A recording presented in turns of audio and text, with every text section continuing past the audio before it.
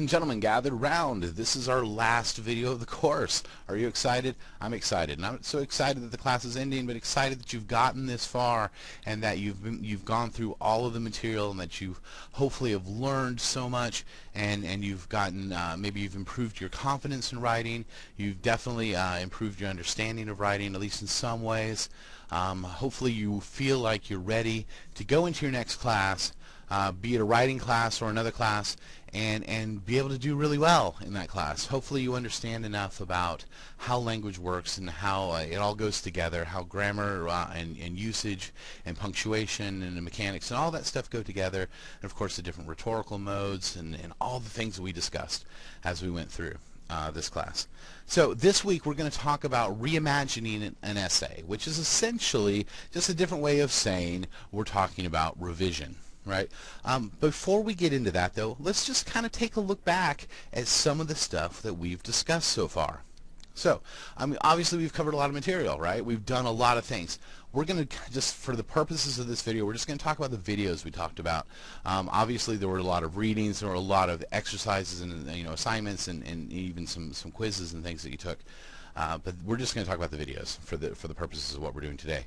So in week 1, we discussed the 8 parts of speech, right? We discussed nouns, we discussed pronouns, we discussed adjectives, right, that modify those nouns and pronouns. We discussed verbs, and then we discussed adverbs, which modify those verbs. We discussed conjunctions, which join sentences, right? We discussed we discussed prepositions, which show position, right? And we discussed interjections, which are basically words that express a strong emotion or surprise, right? We discussed all of those things as we went through. So we got kind of an understanding of the roles that certain words play, or certain word groups, if you will, play within language itself to make language effective, right? We looked at that. In week 2, we talked about the writing process, right? We talked about the different stages that we go through, everywhere from pre-writing, where we're brainstorming, into drafting, right? And then we're going into, we're talking about revision, we're talking about proofreading, and we're talking about publishing eventually in the end. And of course, you've done most, if not all of those things already in the class.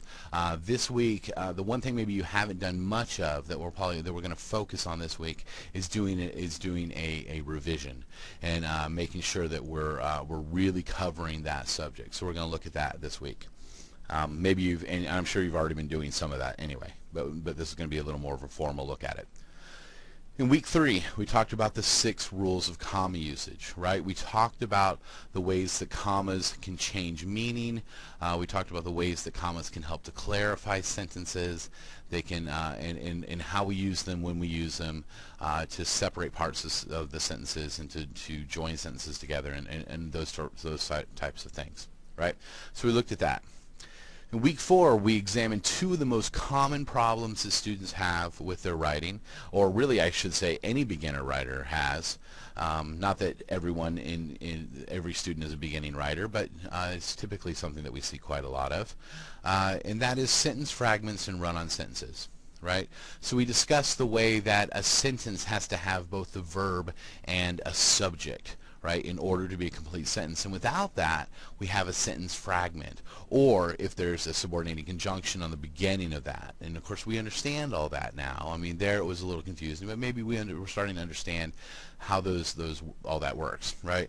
We discussed run-on sentences, how we can have a fused sentence, which is a sentence basically where you have 2 independent clauses, 2 pieces of a sentence that could be individual sentences, and we've squished them together, if you will, and we've forgotten to add any kind of punctuation whatsoever, right? So we've got a fused sentence, and then we needed to add that punctuation, right?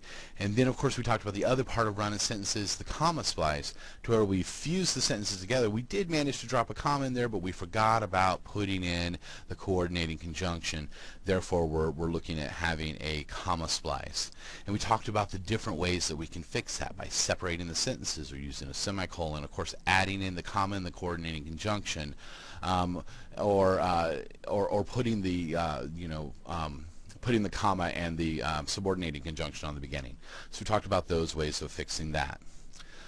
In their 5th week, right? In our 5th week, we explored using quotations, right?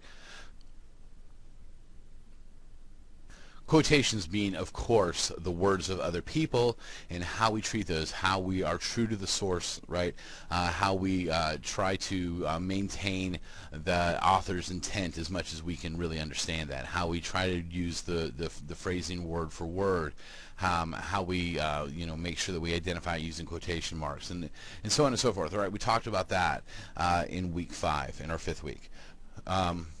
And wow, in week 6, and I'm going to have to see, we're talking about revision here, and this is actually a proofreading thing, but we're talking about revision, but this should actually be week 6.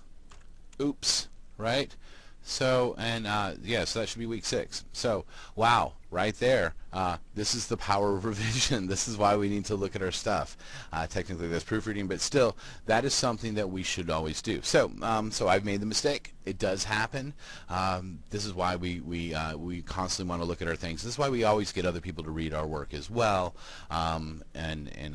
Yeah. So anyway, now that I feel kind of stupid about that, we'll move on. Okay, so week 6, now that we fixed it to week 6, this brought us to a better understanding of time shifts, right, of how we want to stay either in past tense or present tense. And we talked about how future tense is really not that big of a deal in the English language. We do talk about things in the future, but we don't really do that so much in our writing, right? So we talked about the way that works and how and how we want to stay consistent unless we're really talking about things like studies or arguments and literature, right? How those will actually shift to where studies are always things that we write about in past tense, arguments, claims, and those type of things we always write about in present tense, right? So we talked about how those things work, right? So time shifts. In week 7, we studied author perspective, right? So we studied first, second, and third person and how that works. How first person is very personal, and it's our inner circle, right? It's always about our personal experience, and it's kind of based on that. And how second person, we're talking really directly to our audience, and how that's really something we don't want to do much of in academic writing unless we're specifically talking, specifically giving instruction or something to that degree. Right, so we really want to avoid that second person. And then, of course, third person being the one we really want to write about, and that's where we talk about other people, right? We talk about the broader human perspective, right? So we talked about that, and that was last week where we talked about that. This week, we're going to talk about revision. What do we do when we revise, right? What is the process of it? What kind of questions do we need to ask? How do we want to go about this process? Now, just like the writing process that we talked about before, there are different ways of doing this. You're going to want to ask different questions. You're going to have different things that you're looking for in your essays. So you're going to want to ask yourself different questions. The questions that we provide, questions that we talk about this week, are simply guidelines. Obviously, you're going to find things that maybe you consistently do. You consistently maybe making consistent errors that you're making, or things that you really want to be working on that maybe when you go through the revision process you can focus on those specific things. So let's move on to our next slide. Next slide, let's talk about James Michener. Now, James Michener is a Pulitzer Prize winning author, and he once famously quipped being kind of a said in kind of a funny way, right? He kind of joked about it, but he was really serious, and he said, "I'm not a very good writer, but I'm an excellent rewriter," right? What Michener was saying is that most of the effort he was able to put into his writing occurred during the revision process, right? So he wrote his initial drafts. He did his pre-writing. He wrote his initial drafts. But when it came to really figuring out what his writing was about, figuring out how everything was going to go together, and really making sense of the words that he had on the page, that all really occurred during the revision process. Some people tend to do really well in their first drafts. They tend to edit kind of as they go along. They do line-by-line editing as they write. And then when they get to the revision process, they really don't do a whole lot there.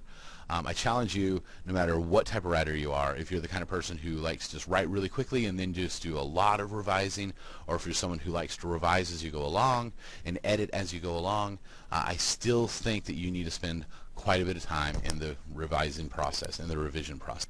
Of course, don't just take my word for it. Don't just follow what I'm saying. Understand that Michener and me, Michener and I, actually, we're not alone in this practice. We're not the only people who really find a lot of value in the revision process. My hero. If you were to ask me one person that I looked up to more than anyone in the world, other than maybe my wife, actually kind of look up to my daughters too. They're really cool. But other than that, as far as professionally, the one person that I look up to more than anyone else in the world is a man named Peter Elbow. And being the nerd that I am and the guy who loves the idea of writing theory as much as I do, this is the guy for me. So Peter Elbow, he wrote a groundbreaking book called Writing Without Teachers way back in 1973. Right, and in this book, he separates the writing process into two distinct stages, just two, only two. We're breaking it down into five. He said only two, and he basically described it as making a mess and then cleaning it up. That's the whole process, he said. So basically what he says is Elbow throughout this book relates writing to experimental cooking, right? This is the metaphor that he's using, right? So he basically says, and I'm paraphrasing here, but he basically says a writer throws stuff into a pot, applies heat, stirs it around a little bit, checks the taste, adds seasoning, stirs in some more, and continues the process over and over and over again. Constantly changing things, constantly working with things, playing with things, experimenting, of course, taking things out, which is a little hard to do when you're making soup, but, still, basically in the writing process, that's what you're doing. You're just kind of trying to take all those ideas in your head, that big jumble mess of ideas that we all have floating around our head, and trying to make it make sense on paper. That's the making a mess part. And then, of course, when it comes to revision, that's the cleaning up. So when we're done, when the soup is ready to eat, when we finally got some really great ideas on paper, right? At that point, and only then, according to Peter Elbow, do we bother to discard the refuse, wipe the counter down, clean the measuring spoons and cooking utensils, and otherwise bring the kitchen back to some semblance of order, some idea of some organization, if you will. Right? So basically what he's saying is everything up into the point of the revision process, everything up into the point to where we're really doing that reimagining, if you will, and re-looking at our work. Everything up to that is just a bunch of gobbledygook, right? And so we can't just throw stuff around and expect for us to have a good experience. We have to go back and we have to clean these things up. We have to make these things work. So anyway, yes. So Peter Elbow, fantastic guy. If you ever want to, I don't know. Never mind. I think he's fantastic, but I'm a writing nerd. So if you decide after this class that you love writing and you love the study of writing, you love the theory of writing, and you want to be like me, which I'm first of all really sorry, but after that, yeah, check out Peter Elbow. He's fantastic. He's fantastic. So anyway, let's talk a little bit more. So the magic of writing comes to life through revision. This is where things really start to come together, right? Through the reimagining of an essay, right? Or revision, exactly what we're talking about this week. Now, proofreading and revision are different. Proofreading is where you go through a paper or you go through an essay or a piece of writing or whatever, and you look for mistakes. You look for comma errors. You look for maybe a problem with your apostrophes, or maybe you misspelled a word. Maybe you had some grammar errors. You have a run-on sentence or a sentence fragment. Those type of things. That's proofreading, right? Proofreading is important. It's a huge stage, and never, ever, ever skip that. That's one of the easiest things to do really with your writing, especially with all the tools that we have now, and particularly in the spelling part. However, don't forget to revise as well, and revision's a little bit different. So let's talk a little bit more about how the revision process goes. Revision, of course, involves all of that proofreading. Everything, because we're going to, as we revise, we have to continually proofread and revise and proofread and revise, and it's kind of it's an exchange back and forth, right? But typically revision involves rearranging the way ideas are presented, shifting maybe your paragraphs around, taking one point and saying, this point is stronger than the other one. I think this would be better up on top, up above this, or I believe this would be the one we close with. And then maybe you also, as you get through and you read it, you might think, well, you know what? I'm wrong. You may think that you may read through your material, read through all of your evidence, read through your argument, and think, you know what? I'm not making any sense. I'm actually wrong. I'm actually going to really have to argue the other side because I've convinced myself that I'm wrong. Same thing happened to me actually. Just to kind of take us a story out of this, I was actually writing a paper for my Composition 102 class back when I first went to college. And I was taking Composition 102, and I was writing an argument, and we were supposed to write an argument about something to do with nature and the environment, right? And so, being the tree hugger person that I was at the time, I thought, you know what? I'm going to write about why we shouldn't hunt deer, right? Why we should not hunt deer. This is going to be my argument. We shouldn't hunt deer, right? Deer should be able to go out and live their lives on their own, and we shouldn't hunt them, right? And so I actually went through and I studied and I looked at it, and I was making this really great argument, of course, why we shouldn't do this. You know, it's a moral argument, but I'm saying, you know what, we shouldn't really do this. And then I realized that because of what we call urban sprawl, right, because people constantly are building houses further and further and further away from the city center, and we're building subdivisions, and they're going out and out and out, and our cities are getting bigger and bigger, we're actually not chasing away the deer population. Actually, the deer are still hanging out, right? We see them all the time in cities now. But what we are doing is we're chasing away the predators. So those things that would eat the deer, that help to keep the balance of the deer population, are gone. So what's happening then is the deer are multiplying as if their predators are around, but no one's there to eat them, right? So the problem with that, so what I learned through my research and through looking at that, was that there's actually if we don't hunt, then the deer actually suffer, right? So the whole idea that I was trying to say is we shouldn't hunt deer because, you know, they're going to suffer, because we shouldn't hurt them because that's painful and whatever to them. It's actually more painful not to hunt them. So it totally changed my mind. I totally had to rework my entire essay and actually ended up arguing for hunting, right?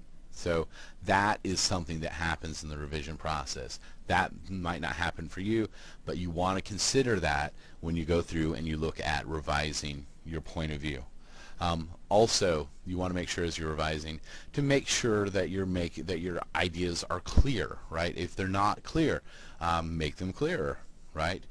Maybe that comes to changing sentences around. Maybe that comes to changing how your points are going together.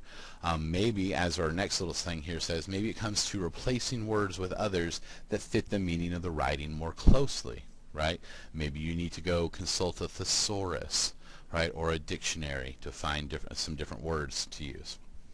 So unlike proofreading, in revision we actually tend to take whole parts out and then add other parts in, rather than just simply correcting surface level errors. Of course, we're still going to do that, but it's more than that. As our textbook authors say, Wilson and Glazier, right, they so aptly advise on page 243 of your textbook, if you'd like to check it out, don't call a paper finished until you've worked through it several times, right? Give yourself time to write. Always write as quickly as you can so you have plenty of time to rework and reimagine your essay and revise it. If you do that, you're going to have a much better essay. If you do that in small chunks, then you're not going to be up 24 hours before the paper's due trying to figure out what to write about and going crazy, and then only to get a grade that doesn't reflect the amount of effort and time you put into it. So make sure you do that. Just because we have an essay that meets the length requirements or certain other criteria for the assignment doesn't mean that it's as good as it can or should be, right? Give yourself time to write. You're going to appreciate yourself for doing that. So let's move on. Next slide. Okay, so let's consider some ways to approach revision, right? Probably the most important thing, and we just kind of mentioned this a little bit before, but the most important thing we can do for our writing is, after completing our rough draft, to distance ourselves from our writing, to put it away for at least, if nothing else, several hours, preferably several days, right? Stop thinking about it. Go do something else. Take the kids to Dairy Queen, whatever you want to do, right? Get away from your paper, right? Get it out of your head so when you get back to it, you can look at it with fresh eyes from a new perspective, and you can start to critically analyze your work. You can start to critically analyze your work, right?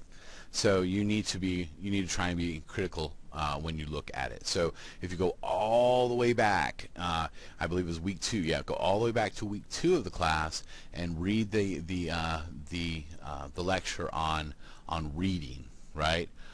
If you go all the way back to that and read that, take those concepts and apply them to your own essay, right? And that will help you as far as how to break down what you're talking about or what you're trying to do. So our second point, when you return to your essay, after you've put it away for a while and you come back to it, print it out and read it slowly.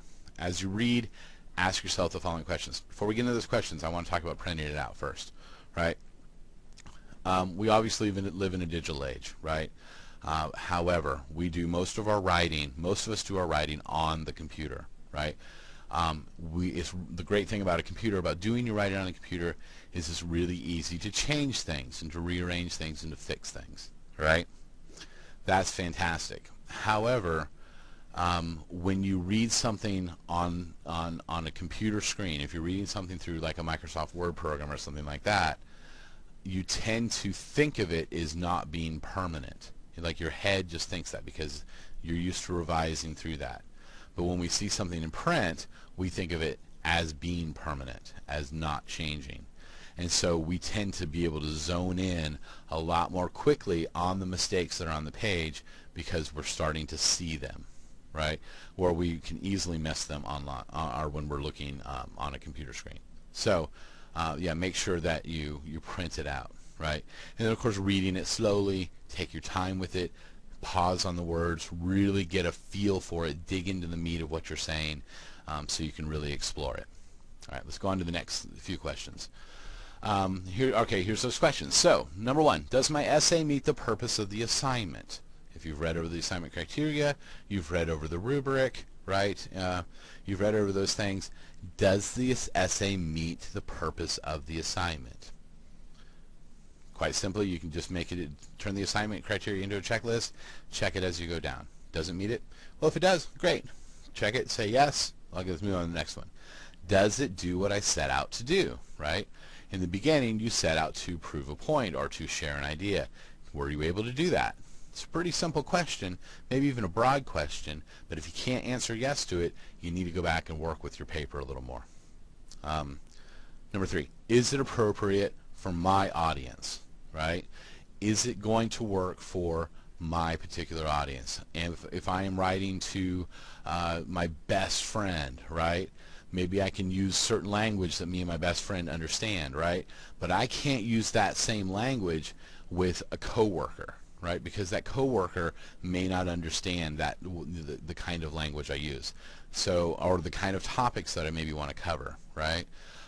So we need to really look at the audience and say, is it appropriate for them?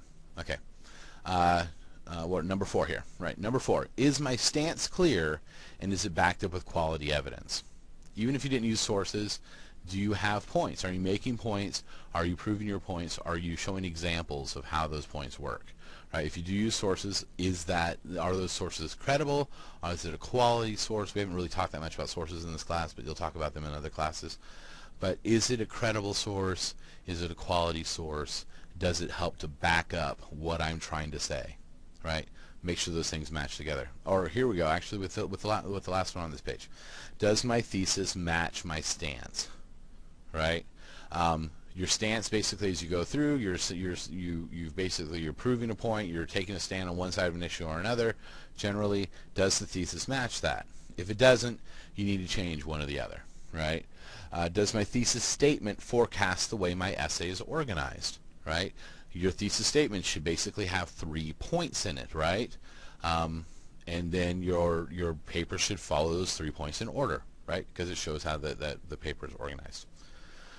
Do all the paragraphs tie directly to my thesis and thesis statement, right? Are the points that you're making within each of your paragraphs tying directly back into your thesis? Are they helping to prove your thesis, or are they just kind of out there just sitting on their own? If they're out there on their own, find a way to bring them into the conversation, or find a way to cut them loose, to cut that paragraph loose and put another one in its place. Right? Okay, so let's move to the next slide. Okay, so once you have made all the corrections you can make on your own, ask someone or several someones to read your work. Ask them to look at specific things as they're reading. The more specific your questions, the better feedback you'll receive. Right? There's a list of questions in your textbook. I believe it's page 245. I don't actually have the book right here in front of me, but look to that textbook. There's a little revision checklist. You can have them answer those questions. But really, if you can even be more specific to ask them, maybe you want to take out the assignment criteria and say, hey, look at this assignment. Do you think that my essay matches that assignment? Whatever, but have them read it, take their and then you'll hopefully you get some really good feedback from them. Once you've received that feedback, number 4, once you've received that feedback, make the necessary changes, then read your essay, right? Reread it, and then start with the conclusion this time, right? And then read the paragraphs in reverse order, right? A lot of people say read your essay backward, but they don't actually want you to read the paragraph backward, right? They wouldn't want you to, let's just take the first one, number 3, they don't want you to say receive will you feedback better that's not going to help you. Read the paragraph. If you're looking at this particular slide, you would read paragraph 4. Does it make sense? Yes. Now let's read paragraph 3. Does it make sense? Yes. And then let's go to the page before, and so on and so forth. Right. So do it that way. That's the better way of doing it. Right. Doing this will allow you to see mistakes you may have otherwise overlooked because you're not getting into the flow of the essay that way. You're simply looking at the pieces. You're chunking out bits of the essay. So yes, this video, if you're wondering, does not ever end. No, actually it does. We only have a little bit more to go. So sorry, we're taking a long time today.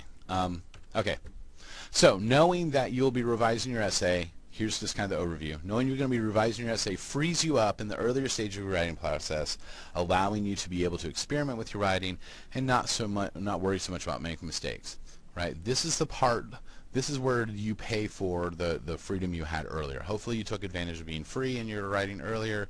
Now you get to fix it.